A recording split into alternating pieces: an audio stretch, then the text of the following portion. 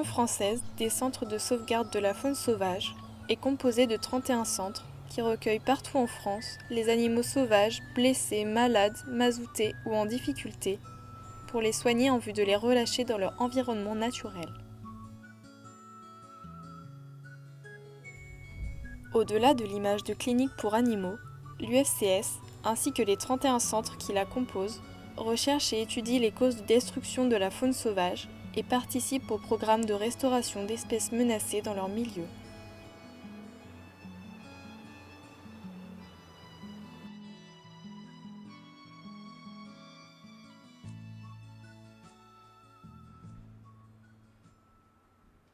Alors moi j'ai amené un hérisson qu'on a trouvé hier avec mes fils en se promenant dans le parc. On a trouvé ça bizarre, enfin mon fils a dit qu'il avait vu un hérisson. Donc je lui ai demandé de me le faire voir. Je trouvais ça un peu bizarre qu'à 3h de l'après-midi il y a un hérisson dehors. Et en fait en allant le voir, il avait 2 tiques sur la tête, enfin un dans le dos, un sur la tête. Donc je lui ai enlevé les tiques et puis on a bien vu qu'il ne se mettait pas en boule et j'ai trouvé ça un peu bizarre. Donc du coup on l'a ramené à la maison. On l'a mis au chaud. Enfin, en gros, j'ai regardé les conseils sur Internet de savoir quoi faire avec un hérisson, en fait. Donc, on l'a mis au chaud. J'y ai mis une bouillotte pour qu'il régule sa température. On y a donné des croquettes du chien, de l'eau. Puis, j'ai fait un peu une petite cabane dans la cage du chat pour qu'il soit tranquille et qu'il se repose. Le soir, une fois qu'il s'était un petit peu, qu'il avait l'air de s'être remis un peu de ses émotions, j'ai essayé de désinfecter parce qu'il avait des plaies à l'arrière-train. Et en fait, là, ce matin, ça allait pas trop fort. Et puis là, à midi, quand je l'ai récupéré pour l'emmener ici, ça allait pas du tout. Et puis ce matin, j'ai appelé une véto à Saint-Herblain pour savoir si elle voulait bien le prendre pour en prendre soin. Et elle m'a dit qu'elle pouvait pas et qu'il fallait que je l'emmène ici, du coup.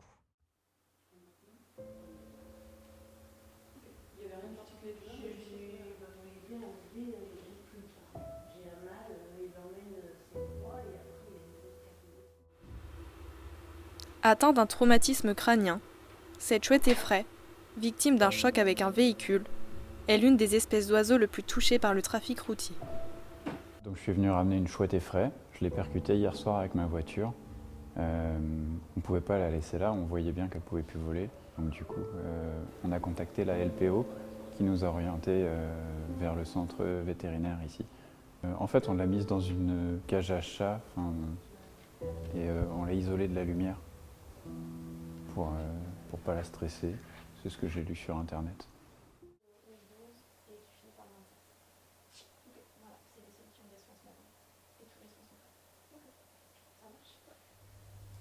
Chaque animal rapatrié au centre reçoit un examen clinique réalisé par un soigneur ou un vétérinaire. Cet examen va permettre d'établir un diagnostic sur son état de santé, cause de la détresse et symptômes, d'évaluer un pronostic, les chances de remise en liberté et de définir un protocole d'élevage ou de soins et d'hospitalisation. À l'issue de cette première étape, l'animal est le plus souvent hospitalisé. En fonction des blessures ou de la détresse, il est ausculté par le vétérinaire qui décidera du protocole de soins à suivre.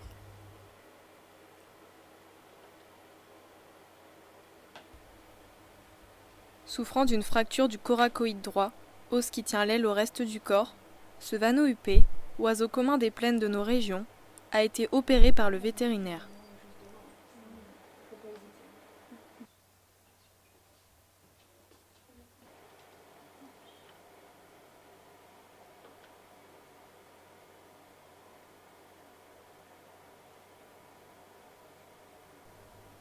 Les soigneuses s'occupent de lui retirer les derniers fils restants.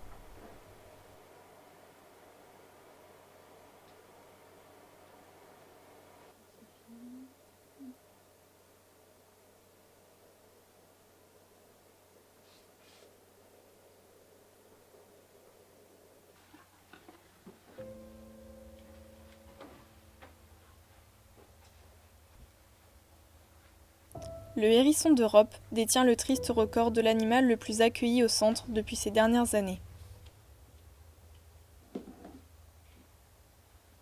En France, chaque année, de 1 à 3 millions de hérissons sont tués sur les routes. 70% des hérissons de France ont disparu en moins de 20 ans. La disparition du bocage, des haies, des petits bois épars au milieu des champs, l'urbanisation fulgurante, l'extension du réseau routier et le cloisonnement de nos jardins à l'aide de clôtures ou de murs nuisent à l'établissement des populations.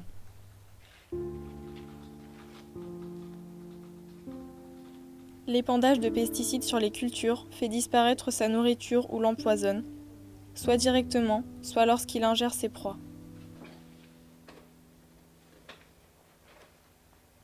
Le hérisson souffre aussi de nombreuses maladies infectieuses et de parasites.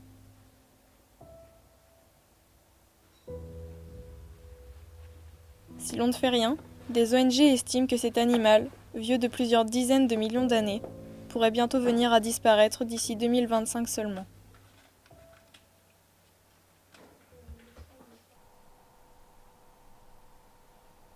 Je m'appelle Laetitia Jochot, je travaille au centre vétérinaire depuis 3 ans maintenant. Moi, à la base, je viens d'un milieu qui n'a rien à voir avec le monde animalier. J'ai fait un bac professionnel commerce et un BTS tourisme. Et c'est grâce à des bénévolats en France et à l'étranger que j'ai pu avoir justement la porte d'accès à un centre de réhabilitation en tant que soigneuse. J'ai donc eu un service civique en mars 2017 au centre vétérinaire et depuis j'ai été embauchée en tant que soigneuse. Du coup, moi en tant que soigneuse, je suis là pour gérer l'accueil, le soin et la réhabilitation de la faune sauvage autochtone qu'on récupère. Donc dans cette mission, il faut que je coordonne l'équipe de stagiaires et de bénévoles qui viennent nous aider au quotidien. On a une 50aine de bénévoles chaque année qui viennent nous aider au centre de soins. Je m'occupe également de faire en sorte que tous les animaux soient vus tous les jours en termes de médication, de rations alimentaires ou de nettoyage de lieux de vie. Donc voilà, moi mon but c'est de veiller à ce que tout fonctionne au centre de soins pour les animaux. Donc quand j'arrive le matin, je regarde que tous les animaux du centre de soins soient toujours vivants, que tout le monde aille bien. Malheureusement, les animaux ne passent pas toujours la nuit. Donc je retire ceux qui n'ont pas passé la nuit et je m'occupe de ceux qui sont toujours là. Je prépare les médications et j'attends que les bénévoles arrivent au centre 1 heure après moi pour pouvoir justement m'en occuper, en administrant les soins, en préparant les rations alimentaires, en nettoyant les lieux de vie.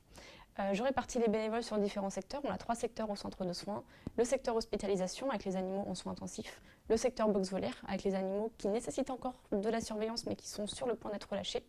Et le secteur technique, la personne qui s'occupe justement de préparer toutes les rations alimentaires et de faire toutes les tâches annexes que nous, on n'a pas le temps de faire auprès des animaux. La journée se passe, fin de journée, on fait exactement la même chose, on redonne les médicaments aux animaux qui ont besoin d'en avoir. Et tout au long de la journée, notre journée est rythmée par des animaux qui arrivent. On a tous les jours des animaux qui arrivent. Ça va de quelques-uns par jour à une trentaine par jour en été. On a environ 2000 à 2500 animaux par an au centre de soins. L'animal peut ainsi recevoir chaque jour 1 à plusieurs soins, traitements médicamenteux, renouvellement des bandages, passer des examens complémentaires, radiographie, endoscopie, ophtalmologie, voire subir une intervention chirurgicale.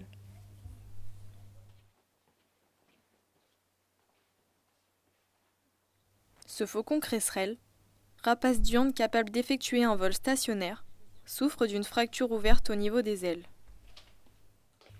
Tout est mis en œuvre pour soigner les animaux dans l'optique de les relâcher en pleine possession de leurs capacités dans leur milieu naturel. Durant l'hospitalisation, qui se fait en carton pour les oiseaux et en cage ou boîte de transport pour les mammifères et reptiles, l'animal est étroitement surveillé et passe successivement en salle de soins puis en salle d'hospitalisation. Généralement, cette étape prend en moyenne 2 à 3 semaines, mais peut varier selon les espèces et l'état général de l'animal. Ce verdier d'Europe, passereau trapu et reconnaissable par sa couleur jaune-verte, souffre d'une fracture fermée du radius ulna gauche, os de l'avant-bras.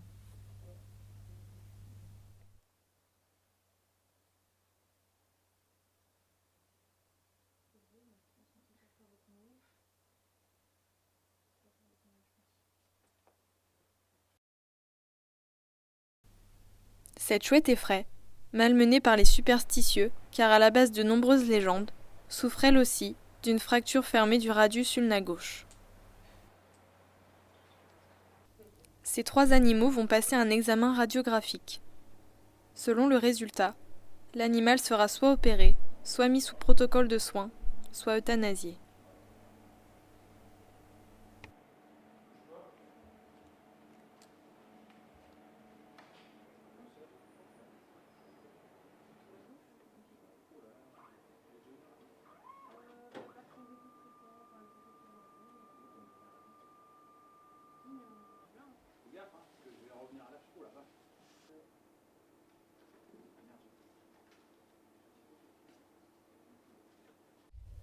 Toutes les interventions lourdes sont effectuées dans le bloc opératoire, le plus souvent sous anesthésie générale, pour le bien-être de l'animal et le confort du vétérinaire.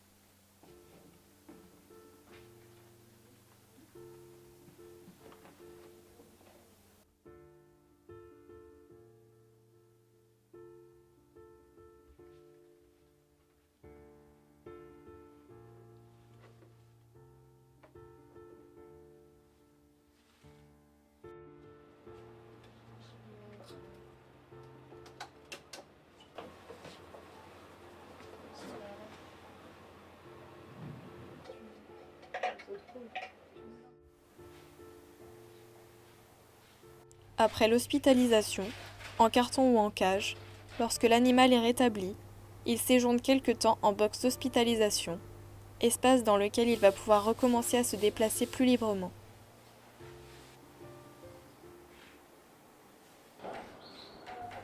Même sans marée noire, il n'est pas rare de retrouver chaque année, en période hivernale, des oiseaux mazoutés par des boulettes ou plaques d'hydrocarbures provenant d'anciens dégazages ou de récents nettoyages de cuves.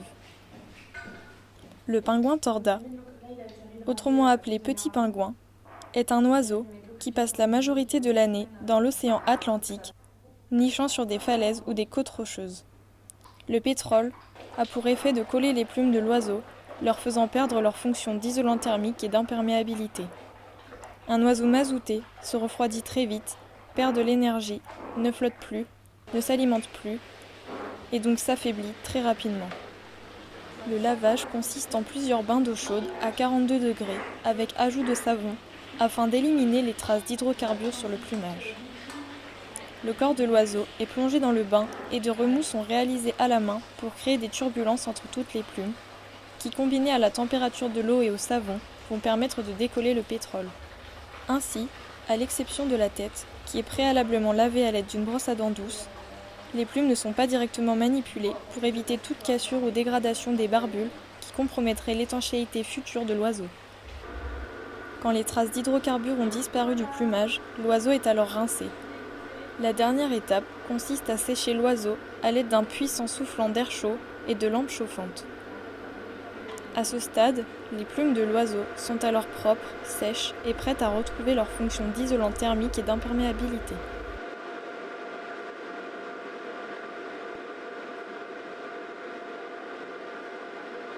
Le centre possède un complexe de plusieurs volières, de 3 à 40 mètres de long, dans lesquelles les animaux retrouvent progressivement leur capacité physique de marche, de course ou de vol.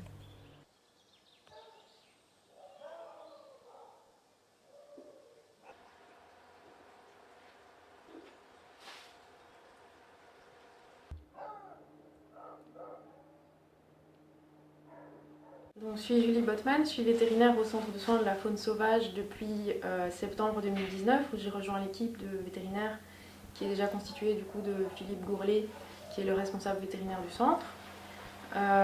Mon parcours, je l'ai depuis toujours orienté vers les animaux exotiques et vers la faune sauvage puisque ça me passionne depuis toujours. Donc, j'ai terminé mes études à Liège en 2017, puis j'ai réalisé un internat en chien et en chat d'abord, toujours à l'université de Liège.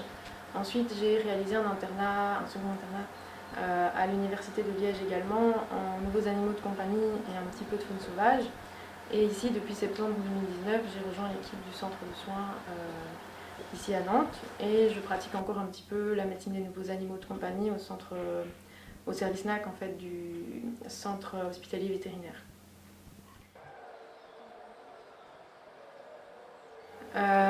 En ce qui concerne mon rôle au centre de soins, je vais avoir un rôle dans ce qu'on appelle de la médecine individuelle, c'est-à-dire que quand on a un nouvel animal qui est admis au centre, les soigneuses vont faire l'examen d'entrée, Et si elles le jugent nécessaire, elles vont demander un avis vétérinaire. Et donc moi, mon rôle, ça va être de faire un examen clinique de cet animal, éventuellement faire un examen complémentaire si c'est nécessaire, par exemple des radiographies ou bien des prises de sang, pour finalement obtenir un diagnostic et connaître la pathologie dont souffre l'animal. Cette pathologie, elle va être associée à un pronostic. Si le pronostic est favorable pour le relâcher futur de l'animal, il va rentrer dans le processus de la chaîne de soins. Si par contre il n'a pas de bonne chance de retourner dans la nature, cet animal sera malheureusement euthanasié. Et donc, si l'animal rentre dans la chaîne de soins, on va mettre en place un traitement chirurgical ou médical pour parvenir à nos fins. Et donc là, c'est aussi à ce moment-là que je vais intervenir. Ensuite, tout au cours de l'hospitalisation de l'animal, je vais effectuer un suivi pour connaître son évolution. Par la suite, lorsque l'animal sera en réhabilitation, c'est plutôt le rôle des soigneurs de le suivre. Mais si, encore une fois, ils ont besoin d'un avis vétérinaire, les vétérinaires du centre vont également intervenir à ce moment-là.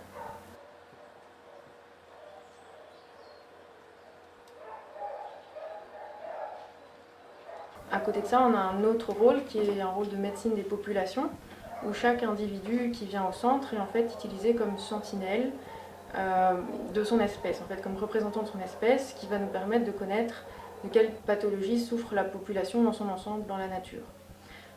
Donc c'est dans ce cadre-là que c'est très important pour nous d'avoir un diagnostic qui est le plus complet possible. Donc notamment si on a un animal qui ne pourra pas être soigné, eh bien on va quand même effectuer des actions pour avoir un diagnostic. Donc, par exemple, on va faire des autopsies. Donc ce qui nous permet en fait de connaître les causes de mortalité de l'espèce dans la nature. Parallèlement à ça, on va aussi avoir une action dans un rôle de recherche en fait. Par exemple, on a un plan national d'action en faveur des loutres d'Europe qui dit que chaque loutre d'Europe qui est trouvée morte va être amenée dans un centre, donc pas nécessairement le nôtre, mais s'il arrive en tout cas chez nous, c'est nous qui allons faire l'autopsie. Et on va faire une série de prélèvements qui nous permettent en fait d'effectuer un suivi des populations dans la nature et de connaître les causes de mortalité par exemple de la loutre. À côté de ça, on fait aussi divers prélèvements sur les individus qui viennent au centre. Par exemple, on va faire ce qu'on appelle une banque de sérum, où on prélève du sang sur les individus qui arrivent, et ce sang est stocké chez nous et servira de matériel biologique si par exemple on avait besoin de faire des études rétrospectives en cas d'épidémie qui arriverait dans une population par exemple. Donc ça c'est un rôle de recherche et de suivi des populations. On a aussi un rôle d'enseignement. Donc par exemple on a beaucoup d'étudiants en vétérinaire qui passent ici au centre pour se former. On a un groupe d'étudiants notamment qu'on appelle CEFAUNE qui s'intéressent particulièrement à la faune sauvage et qui vont m'accompagner lorsque je fais des autopsies.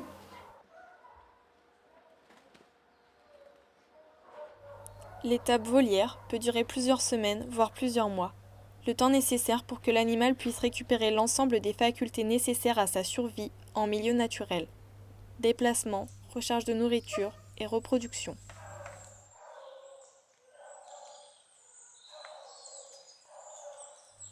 Dès qu'il est jugé apte, l'animal va passer un examen de vol. Si l'oiseau vole parfaitement, il va pouvoir être relâché dans un milieu en adéquation avec l'écologie de l'espèce. Si le vol de l'oiseau n'est finalement pas correct, celui-ci va revenir en volière afin de poursuivre et finir sa rééducation. La plus belle récompense pour l'équipe du centre est l'instant où l'animal reprend possession de son espace naturel et retrouve sa liberté.